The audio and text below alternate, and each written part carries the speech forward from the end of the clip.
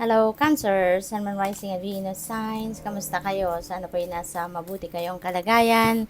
Welcome back po sa Star Tarot. Kung bago kayo dito, welcome din kayo. Thank you for your support. I truly appreciate it. God bless you all. Cancer, paunang mensahe ninyo. Napakaganda kasi masaya. Masaya to. Masaya tong period na to. So, there is going to be happiness, no, nababalot sa inyo sa ngayon. Kaya this is really, really beautiful, no. Magiging masaya kayo. Maaring meron dito mga pangyayari na talagang minimithi ninyong maging ganon. Sadyang maging ganon ang pangyayari. Maybe things are playing out well para sa'yo. Things are playing out perfectly, no, para sa mga kagustuhan ninyo. Kaya talagang masayang masaya kayo, no. So, what else we have? Oh my goodness, Cancer. Walang mapaglagyan kayo ngayon ng inyong kasiyahan, 'di ba? Happiness, happiness. So, talagang sobrang masaya kayo. Maybe yung saya ninyo to talagang parang lampas langit, no? Abot langit, no? Yung kasiyahang ito. So, maybe talaga there are successes, no? Na makakamit kayo or ang mga kapamilya ninyo, kaya everyone is happy. No? Lalong-lalo na kayo. Maaari may mga achievement din ng mga anak ninyo, mga ganon. Kaya talagang iba yung saya, no? Hindi kayo, wala kayong mapaglagyan ng kasiyahan ninyo. Maaari din na kung ano yung mga gusto ninyong mga pangyayari, baka yan ay nakuha nyo na-receive nyo na, may mga wishes siguro kayo or dreams na nag-come to fruition, may mga ine-expect kayo na makuha at maaaring yan ay makuha nyo na, no? Tagumpay talaga kayo. Speaking of tagumpay, look at that, there is victory in some endeavor. So, talagang maaring ito din ang isa sa mga dahilan, ano, ng kasiyahang ito. Kasi you are victorious, you are successful, you know, sa pwedeng trabaho, career, negosyo, relationship, pamilya. So, it could be in any area of life, no, na mapagtatagumpayan ninyo. Kaya sobrang saya. Temporary situation, ayan. So, meron tayong tent. So, pwedeng bahay ito, pwedeng shelter ito na temporary para sa'yo, no? Baka ito yung sitwasyon ninyo na baka nakikitira lang kayo kunyari, 'di ba, sa mga kamag-anak, sa magulang ninyo, or baka nakikitira sa kaibigan, or pwedeng nagra-rent lang kayo ng place sa ngayon because siguro hinahanda pa, no? Hinahanda pa ninyo kung nasaan yung bahay ninyo talaga o yung uuwian ninyong tahanan.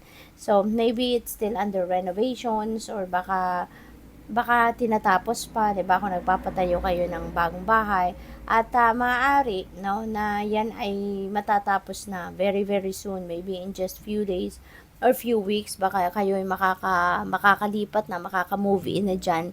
Kaya magiging masayang-masaya na kayo, no? At finally, 'di ba, mapagtatagumpayan ninyo na 'yan, lalong-lalo na kung 'yan ay sarili ninyong pinatayo, 'di ba? Yung bahay na 'yan or yung tirahan ninyo 'yan. So that is could be the victory, 'di ba?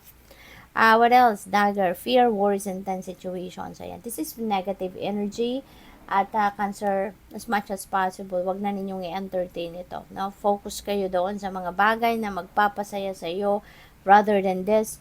Instead of focusing on this, no, feelings, emotions, isipin na lang ninyo ano magagawa ninyo, 'di ba? Para ma-solve ninyo 'to, para maiwasan ninyo 'yan. 'Di ba? Kasi solusyon dapat lagi ang iniisip natin. Let's always look for solutions. Don't dwell on any negative feelings, thoughts, or emotions, no? As much as possible, lagi nating isipin ano ang magagawa natin para mapunta tayo sa mas masayang sitwasyon, sa mas mabuting kalagayan, okay? Kung may mga ganong sitwasyon, okay? Huwag ninyo masyadong pinapansin yan. The most difficult part of a situation is over. So, napakaganda. Maaring ito yon mga 10 situations na yon. See?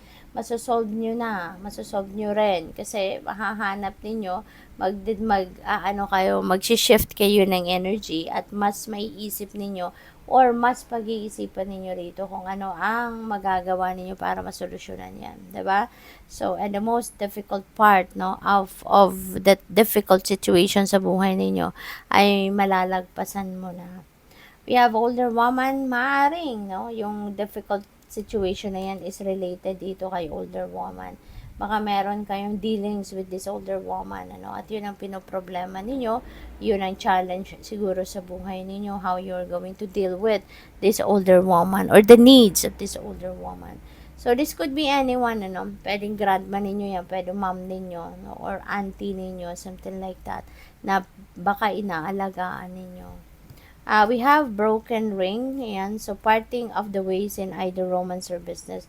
So, meron sigurong paghihiwalay rito, no, ng karelasyon mo, pati at ikaw, romantic relationship ang maaring mag-end dito, or pwede rin naman na business partnership ito, no? So, depende sa inyong sitwasyon.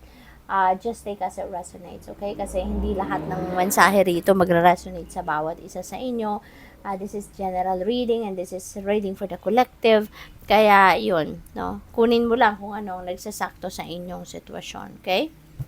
We have goldfish, increase in material wealth, no? Or spiritual growth. Ayan. So, isa to sa magiging dahilan ng inyong kasiyahan. Kasi madadagdagan ng inyong kayamanan. There is going to be material gain or financial gain or spiritual growth, no?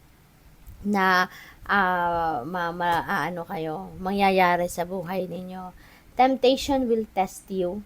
Ayan. So, test ito ng kung gaano kayo katatag, gaano kayo maninindigan sa commitment ninyo sa sarili ninyo, sa pangako ninyo, 'di ba? Sa sarili ninyo na hindi na muli hindi ka na muling gagawa ng kung anumang bagay na lalo-lalo na kung yan ay bawal para sa iyo.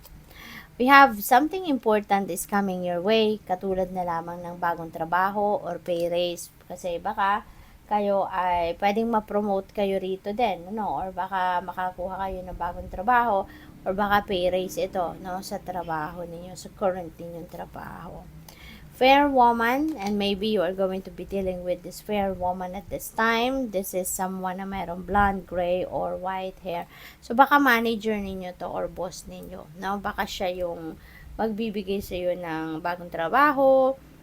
Baka siya mag-i-interview sa inyo at bibigyan kayo ng bagong trabaho, ng pay raise or promotion. Baka si fair woman yan, ano? Na magpe-play ng role na ganyan. We have compliments from an admirer. Ayan. So, alam nyo na kung sino man yung magko-compliment sa inyo sa ngayon. Malamang siya yung inyong tagahanga. Hindi ba? We have announcement, and so mayroong magandang balita dito, no, na paparating sa inyo.